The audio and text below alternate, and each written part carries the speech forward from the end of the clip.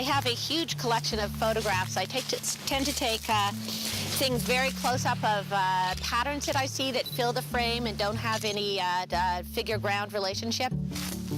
There's something about a photograph that can become a skin or a pattern or a continuous image rather than a discrete object that I find really interesting. So I'm going to look for some of those. Ooh, look at that. Let's see if I can get this. I think I got it. You never know what you're going to find. That's awesome.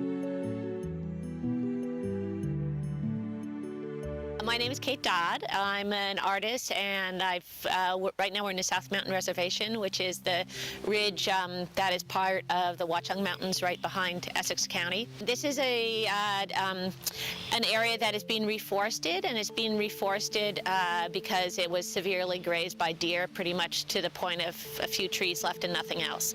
So the group that is reforesting it also decided they wanted to have a sculpture park, and most of the sculpture is on the periphery of the area, but this is one of the first works on the interior of the area.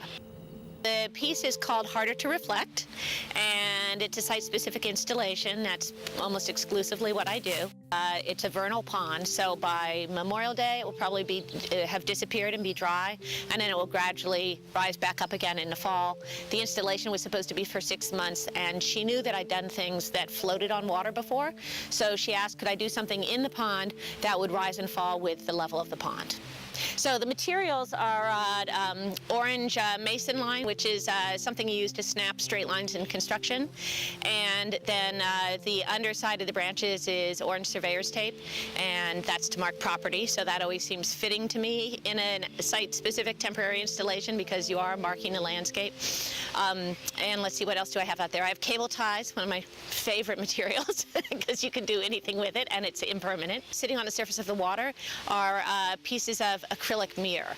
And so the idea was that the mirror would be fragmented and it would follow the line of each major limb of the tree. I like the material because it signifies construction. It also is such an extreme color to find in nature that it has a great way of delineating things. And that's mainly what I wanted to do, was to kind of delineate the reflection. Part of my idea is I really wanted to see what it would look like when it's dry, because at that point you really would see that it marked the branches of the tree, because the reflection would no longer be there, which is part of why I titled it what I titled it. The Parks Department, Essex County Parks Department, got a letter from someone who's an avid birder. He entitled the email "Bird Death Trap," and then he went on to explain why he thought it was a bird death trap.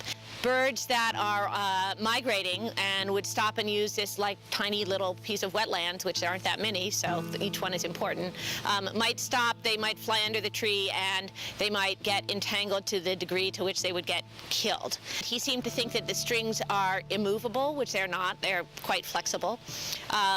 So when he said that, I was told I was going to have to take it down by the curator, Tricia Zimick, but then she was willing to go to the Cornell Ornithology organization, I forget what the official title is, but kind of foremost expert on birds in the nation.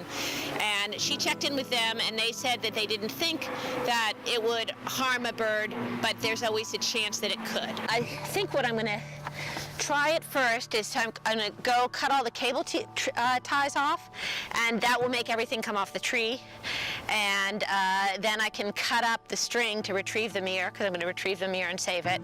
And then I'll put all the detritus in the bucket and bring it back out of the water. The actual cutting, well, you know, I don't want to destroy this.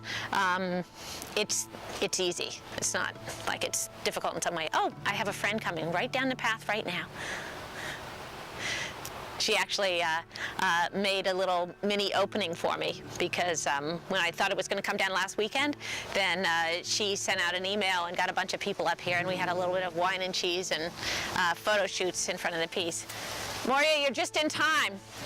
Why? I have my scissors in my hand. What?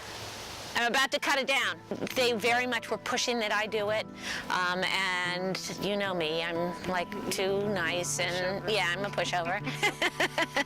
Do you want to witness? Because this is the moment when I go do that. All right.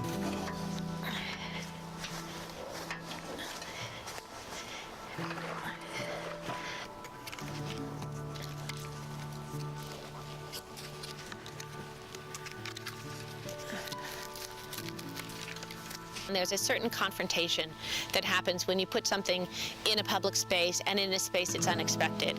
And my work has always kind of sought to take places that were overlooked and get people to look at them and get people to just kind of be more visually aware and hopefully appreciative, but at least aware. And so this site provided all of those opportunities.